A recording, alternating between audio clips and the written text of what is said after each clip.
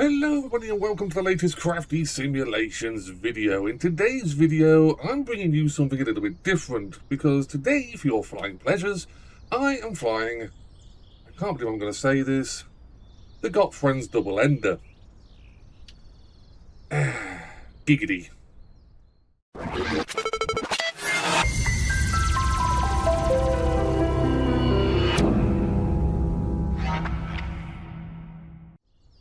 So, welcome back to the channel, and yes, you heard correctly, I'm flying an aircraft that's being called the Double Ender. That was the first thing I just latched onto when I saw this aircraft. Right, we're going to get past the rudeness and the crudeness and the giggity jokes and all the rest of it, and we're going to dive into whichever end it is, this aircraft. So what is this? What is the Got Friends Double Ender? Well, it's made by Got Friends for a start, and they are very good at making very, very good aircraft with lots of detail. We have featured before, I believe, the Martlet or the Wildcat, whichever one it was. So now we are featuring something a little bit different. It is, I don't think it's a real aircraft. I can't find much info on this thing, whether it's actually a real aircraft or based off someone's fevered dreams or what. I have absolutely no idea. But basically, this is a bush-flying aircraft, and you can tell that because of, well, these great big mother-humping things. It's got bush tyres. And I don't believe I featured a dedicated bush-flying aircraft here on the channel before. So I thought I'd give this one a go, and I'm actually quite impressed with it. It's actually very, very good, very detailed, lots of options aircraft, and it's definitely unique looking, to say the least. It gets the name of Double Ender due to the fact of the push-pull configuration of twin engines. So we don't see many aircraft these days with a push-pull configuration. Obviously, there is benefits to a push-pull configuration. Obviously, if you had a twin-engine aircraft, you would have to mount the two engines into two nacelles on the wings, and this creates whole new aerodynamical issues, weight issues, all that sort of stuff. But to actually put the engines into a single box, a single nacelle, is actually quite genius, because, well, this aircraft wouldn't obviously fly with two nacelles, a traditional configuration of a twin engine setup. So we do have this arrangement here like so. Now, like I say, this is a very, very unique aircraft, and it is featured for or set up more for the bush flying. This thing, it takes off and lands like no other aircraft I've ever seen before or handled in the sim. Like I said, I don't do bush flying, and I've flown this aircraft a few hours ago around Wickham, and I did a few practice takeoff and landing circuit work, that sort of stuff. And my first takeoff was a normal takeoff, let's say, and it was quite fun. It was interesting. It gets in the air very quickly. The landing, well, I think I landed somewhere here. The wheels were here, touching down here, and I think I'd physically stopped the aircraft by about here. The flaps on this thing are biblically good at slowing the aircraft down. You could practically hover the aircraft in the good conditions with a good headwind. I dare say you could land in less than 2 lengths of the fuselage of this aircraft. So we'll go on to that in a minute, obviously, when we actually get to flying. So we do have a myriad of repaints for this aircraft that come as standard. I've gone for the rather fetching DPM woodland camouflage with bright orange wing flaps, or leading edges, I should say. Because this aircraft does have flaps, obviously, in the normal position. We do have leading edge slats, I think they're called. I'm probably going to get that wrong, but they come down as well. It really does extend. I don't know if I can do it without power. I can. That's flaps at full. That's quite aggressive, and that damn near stops you in flight. It's that good. So we'll retract them back up again. Quite forget about that. So like I say, we do have the setup for rough area landings. Obviously, nice runways are good, but we can land in a field. Absolutely no issue with this aircraft. With these kind of bush tyres, they are just absolutely immense. This aircraft obviously is going to weigh a great deal. I dare say it's fabric wings, probably fabric fuselage. I'm not 100%. I haven't gone really into it too much, but it looks like it's a stretched fabric, all carbon fibre arrangement. think of a J3 Cub with Tundra tyres, which I think is what these things are called, and then bring it to the 21st century. That's pretty much what you get with this aircraft. So let's move on to the inside of this thing. Now, things are a little bit different in this aircraft, and the visibility is just awesome. I mean, yeah, you've got a great big nacelle right above your head, but the visibility is just brilliant. It feels like you're flying a helicopter, if I'm perfectly honest. And obviously in landing, that's probably what you're doing. You do nearly hover this aircraft in. So moving on to the controls, it's simple, yet different, is the way I would describe it. So we have our power and fuel pump arrangement here. So we have our master batteries, our starters for twin engines. We have 2 individual engines, 2 individual startups. Alternators are down here, again 1 and 2, and we have our fuel pumps for 1 and 2. We have over here, now this is really, really interesting because it has a form of changing the blade position, like your RPM gauge, your prop lever in a normal propeller aircraft. But in this aircraft, you can just leave it in auto. Of course, it's got 2 levers for 2 different engines. And the aircraft will do it all itself. So bearing in mind of the speed, the configuration the aircraft is in, i.e. flaps and all that, and it will configure it in its own set way. Now, you can take over this by whacking these into manual, and then you can set the different presets for the propeller and engine handling. So you have takeoff, climb, cruise, and hold across both engines. We're going to leave them in auto. I played around with this. You can damage this aircraft by doing this into manual, and I'm already going to damage it with landings and all that kind of stuff. So yeah, we'll leave them alone for the time being. We do have twin throttle arrangement. Further on down, we have the fuel selector switches for 1 and 2 tanks. Left, right, both. Left, right, both. Our trim is down here. We have an auxiliary fuel pumps for left and right. Left and right fuel pumps and auxiliary pump. I'm guessing that's more likely to be up there, but hey ho. We do have 21st century gauge technology. We are using the Garmin GTN 650. Now, this is the PMS version in this particular aircraft. For me, the PMS version is a separate purchase. But if you don't have that, you can have an Asobo version of a copy of a Garmin 650, and that works just fine. Don't get me wrong, it's absolutely fine. 650 is very good, 750s are better, 650 is good. You have these 2 screens here, and you do have multiple options and pages. I will go over those in a minute. In fact, actually, let's just show you these first of all, because you've got configuration, so much configuration. So all the batteries on. We'll put the avionics on. Right, so let them power up. So if we move over, so we got the MVP-50 configuration. So this is all the configuration or configurable stuff we can change. So we can display brightness, fuel units, all that kind of stuff, your speed, your airspeed and knots, all that kind of stuff. You can change this. So what you do is you roll the mouse normally, and it will switch between the different ones. You right-click on it to bring up the arrow, and then you go down to whichever one you want. So let's change, we want to change the airspeed, and then you right-click again, and it goes and highlights knots, and then you can change it to miles per hour, or kilometers per hour, or knots. So we're going to keep it in knots. And we go back. I can never remember exactly how to do this. Exit. That was it. Press exit and gets rid of the arrow, and then you can go back to changing the page. A bit confusing, but it sort of works. This aircraft configuration page, we can add and remove various things. So we've got the belly pod installed, rear seat we haven't got installed. Our top display, which is this. Like I say, I've got the GTN 650, the PMS 50. Fantastic product, absolutely amazing. Wholly recommend it. But if you don't have that one, again, you can just right-click on that to bring the arrow, drop down top display, right-click again, and then you can put the MFD 650, which is an Asobo copy of the GTN 650. So we're going to put on the PMS. That's fine with us because we've got that. Again, like I say, separate purchase. We've got a million other different options that we can change if I can press the right thing.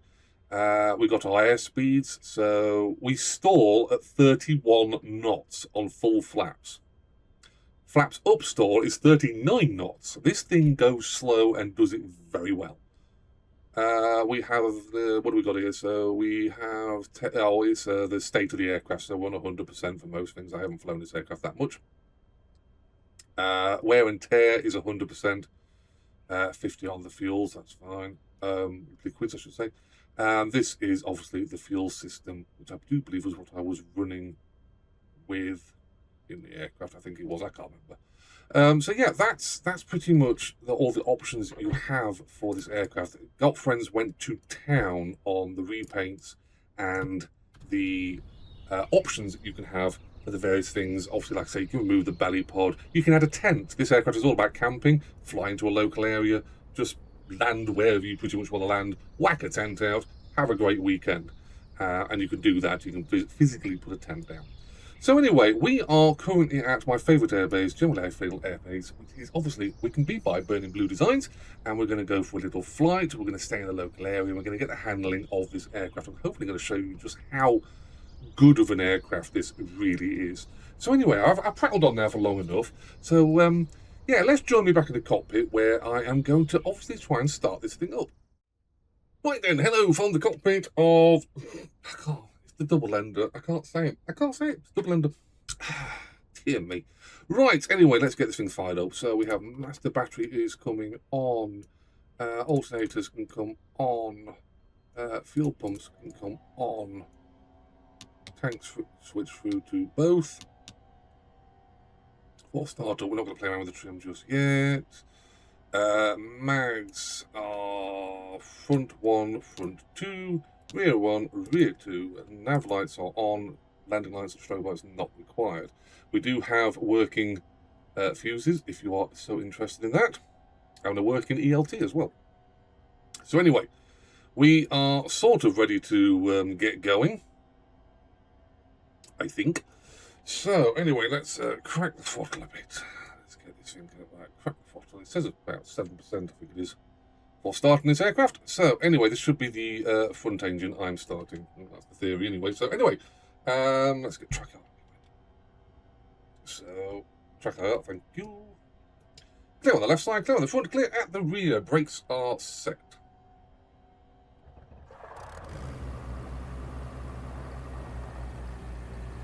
And we have a good start.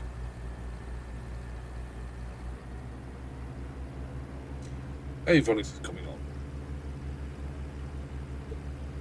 And we will push the throttle up for number 2 engine, and we're still clear, brakes are still set, and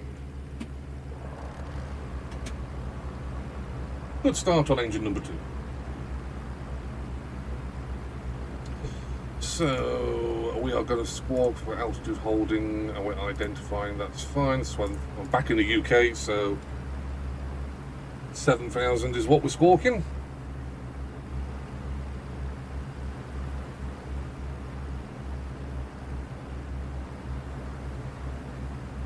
Sort of sounds noisy.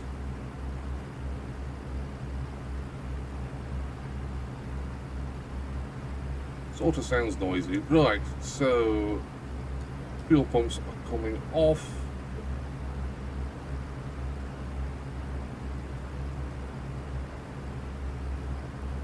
I do need my stick. That would be kind of integral to the flying experience. So, right, we're going to do a no-flap takeoff. We have plenty of runway for this aircraft. It is extremely light, not an issue here. Getting off the ground.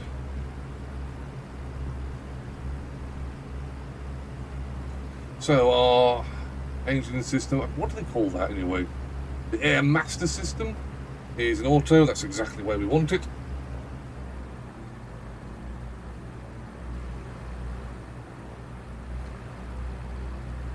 So, right.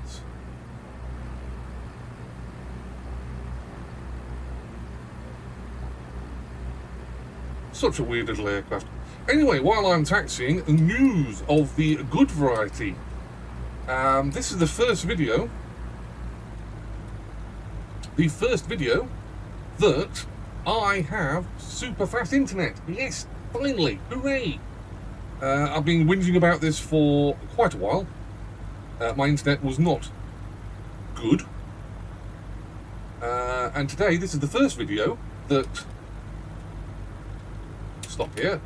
First video that I actually have super fast internet. I have gone Starlink. Hopefully there's going to be some alterations in the video quality, and maybe how fast I can get videos out, all that sort of stuff. At the moment, I'm still releasing videos on the one video at the moment at a time due to the fact of my work, but I am happy, super happy with the internet so far. It's absolutely fantastic to have super fast internet. It really makes a difference here in 2024.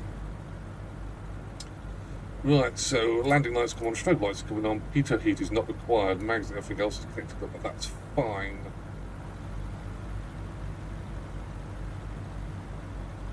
Fuel pumps are coming back on.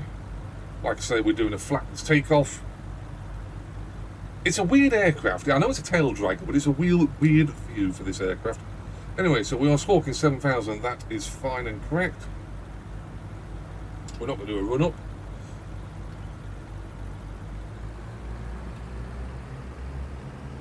So yeah, super fast internet. Oh boys, it made a difference.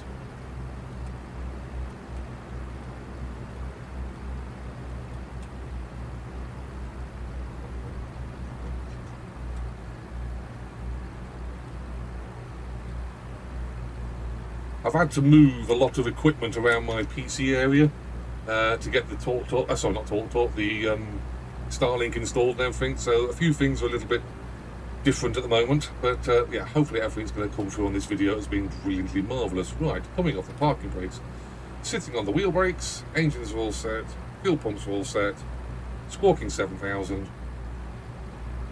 Let's go.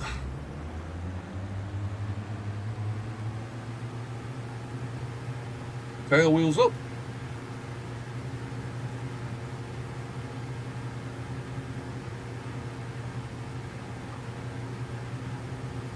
We could have got airborne a lot earlier than that.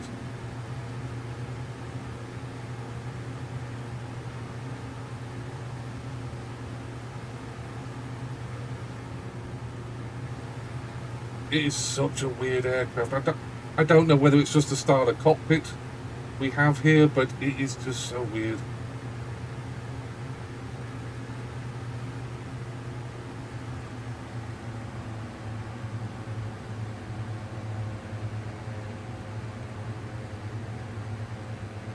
Obviously, we're going to leave the air masters for both engines in auto. Like I say, you can cause damage to this aircraft if you start playing around with those. So even though they both say they're in takeoff configuration, the aircraft is actually working it out. It's a very smart aircraft. It looks very dumb, but it's not. It's not a dumb aircraft by any stretch of the imagination.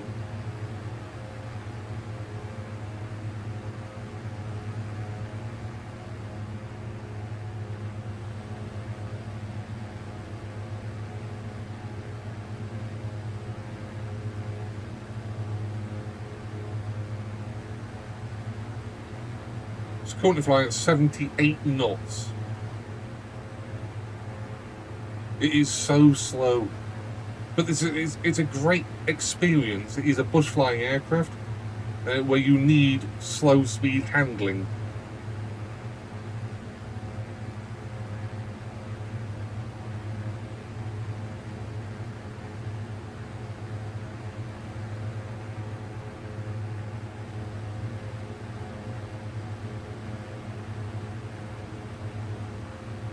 And it sort of does remind you of a helicopter. The way this canopy is laid out, you do have a lot of visual clues of what's going on underneath you. And with the slow speed handling on approach, short field approaches can be done in this aircraft very easily.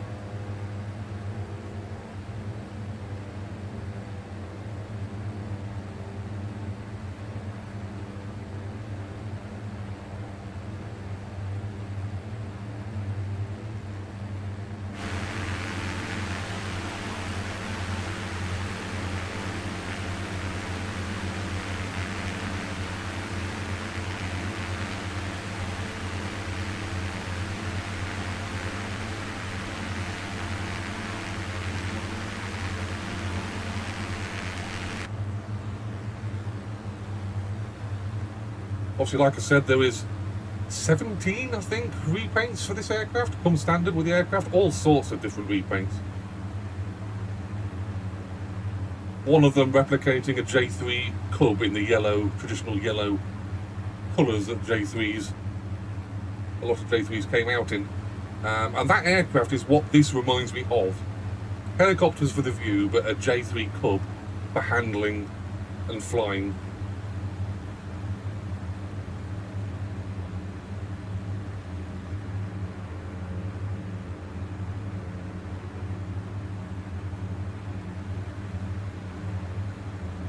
So what we're going to do now is demonstrate the party piece of this aircraft, the slow speed handling. We're going to set ourselves up for an approach into the opposite runway. We don't actually use, I don't think I've ever used it actually in a video. So we're going to be throttling back. Airspeed is 80. Good visual with the runway, flaps are going to start coming down.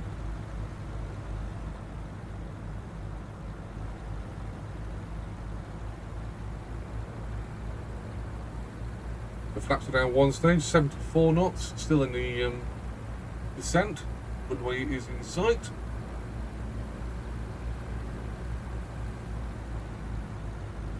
.74 knots. Flaps down to 2, second position. Airspeed now is 62 knots. And we're still actually in a descent. 61 knots.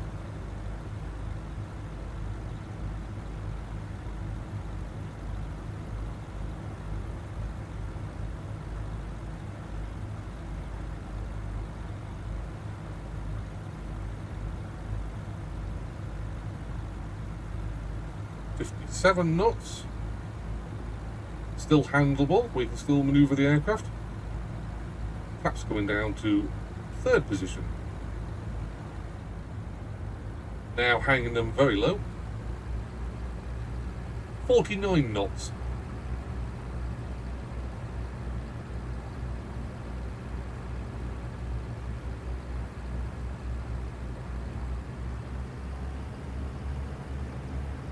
.40 knots. We're getting close to the stall speed.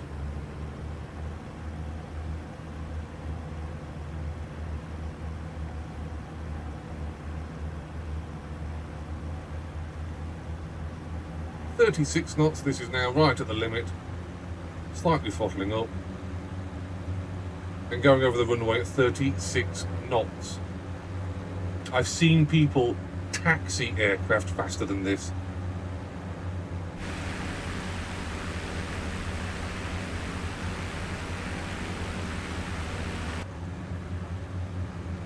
Starting to power back up again. Even with the flaps in this position, we are able to climb out. 40 knots. Flaps coming up.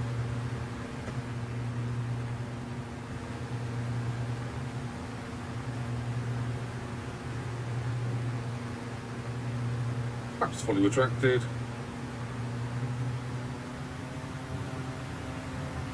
And we're pulling away now, 50 knots and increasing. That is the handling of this aircraft. It is absolutely brilliant. Got friends. Really did know what they were doing with this aircraft.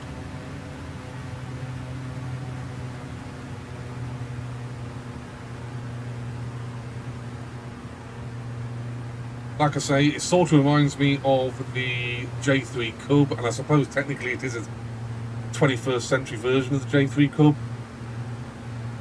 Able to land pretty much anywhere on any type of landing area. Obviously concrete runways, dirt roads, fields, anything like that, not an issue for this aircraft.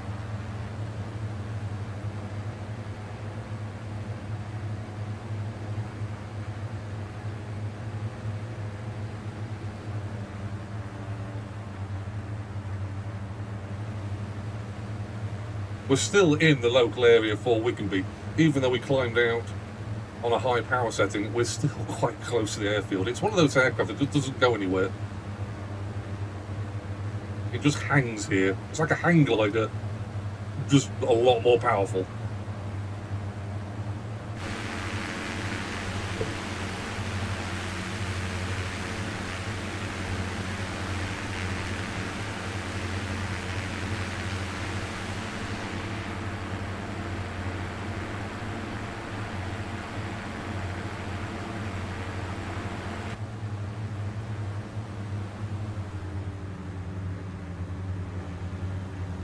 Obviously, another benefit of the push-pull configuration of a twin-engine setup over the traditional twin-engined setup, i.e. engines on wings, is if you do lose an engine on a normal twin-engine aircraft, you'd have to feather the engine, obviously, to try and get rid of any of the pressures against that engine against a flat propeller.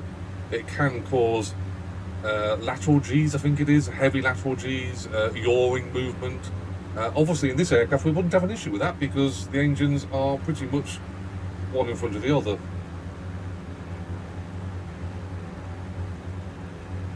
So even if we lost, let's say, the rear engine, it's not going to cause that much of an issue in the drag department because we have the front engine still pulling quite happily. In fact, we're going to pull back the right engine, the rear engine I should say. So as you can see, we're doing 2,900 RPM on the front engine, 1,300. We haven't shut it down, we haven't shut the rear engine down. The Energizer, I think, is it Energizer? Engine alternator, so we're not developing any electricity now from the rear engine due to the power setting.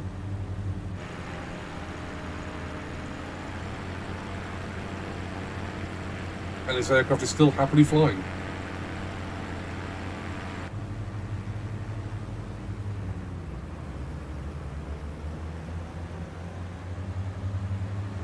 Bringing up the second engine. So we're going to bring ourselves back into the Wickenby area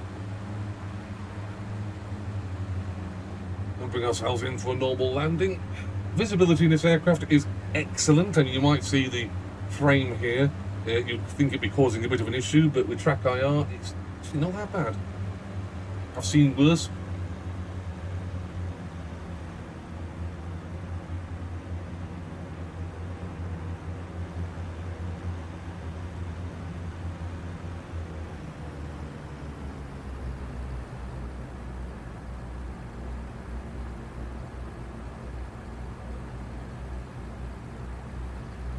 So, flaps coming down, warm position.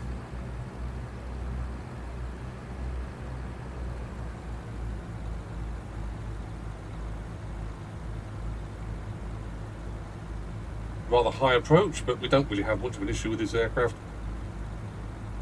due to the slow speed capabilities. So anyway, flaps coming down, second position. Landing lights are, I do believe, still left on. Trackir is going to have a hissy fit if I look that far back.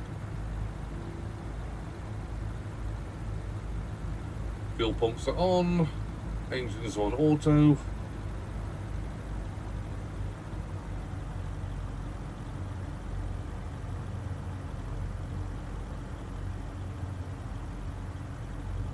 Sort of like a K-Sun approach. And if you don't know what K-Sun is, well, it's a very impressive approach, usually with the C-130 Hercules. Anyway, flaps going down, next position, and retrim.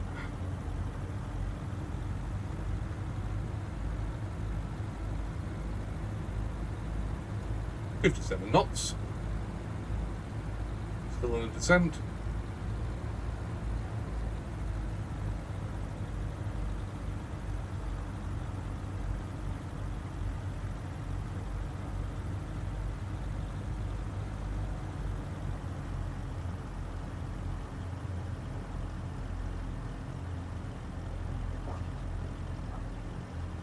And there we are, touchdown on the brakes. It's that quick to stop this aircraft. What's the distance we covered?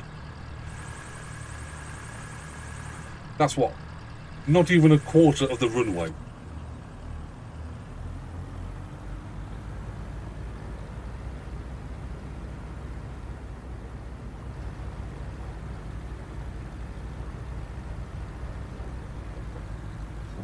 So my final thoughts on this aircraft, actually really good, very unique. I like unique. Unique can be ruined in the fact of it just doesn't work or doesn't handle right or just doesn't look right. This aircraft, I'm not sure whether it exists in reality. I'd like to think it does in some form. It handles really well if you accept the fact of the style of aircraft that it is. It is a bush flying aircraft. Those Tundra tyres, for instance, do make landings a lot more comfortable.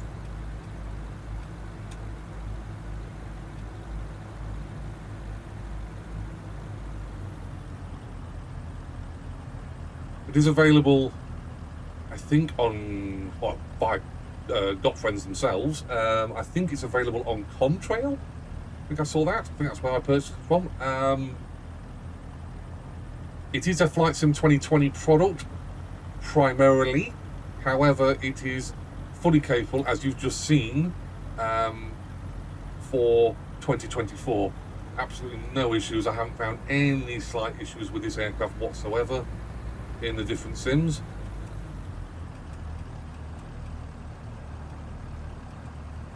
So parking brakes are set.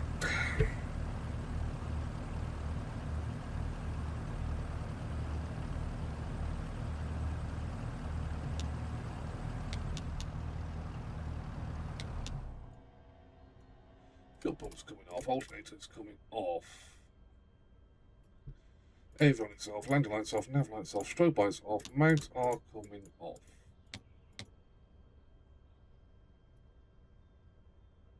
And battery shut off. So there we go, the Got Friends double ender, a rather unique aircraft, a rather really good aircraft. Whether you fly this aircraft long distance, you do have the capability of that with the GTN 650, whether it be the Sobo version or the PMS version, of which I'm using. Again, I wholly recommend getting PMS 650 or 750. It is a very, very good GTN option. But this aircraft is actually really, really good. I didn't think much of it when I first saw it. I thought it's different. It doesn't look particularly good looking. It's not going to fit in, but in the general aviation field, of which this channel is really all about, it's actually really, really good. And it's something different from the Cessnas and the Pipers and the Aerostars and the Comanches and all the rest of it. Talking of the Aerostar, yes, I know it's been released. It's now version 1.01, I think. And it will be coming to the channel. It will be coming back to the channel. I just literally haven't had a chance to get it. I did a flight in it earlier. And yeah, everything's fantastic. It's A28. It's awesome. The A28 Aerostar will be coming back to the channel in the near future. I am restricted at the moment in just doing like one video at a time. But I'm hoping that next video I do will feature the Aerostar 600 from A28. So anyway, back to the double ender. It is available, like I said, from Got Friends' own website and also from Contrail, sort of like Orbex. I'm not even sure if it's available from Orbex. It might be, I'm not sure. I think it's on sale for the moment at a dizzyingly high expensive price of £8. That's UK. It was £16 normally, but it's £8 at the moment, so £16. It's actually really, really good. You get lots of repaints, lots of customizability, a very good handling aircraft, and it's a different style of aircraft. And it's, if you want to go out there and see the flight simulator world, this is probably one of those aircraft that you're going to enjoy quite a lot. Anyway, so if you've got any questions or comments about this video, please bang them below. And I will get back to you to talk about this aircraft or anything related to Microsoft Flight Simulator 2020 or 2024 in the future. So I will see you in a future Microsoft Flight Simulator video very, very soon.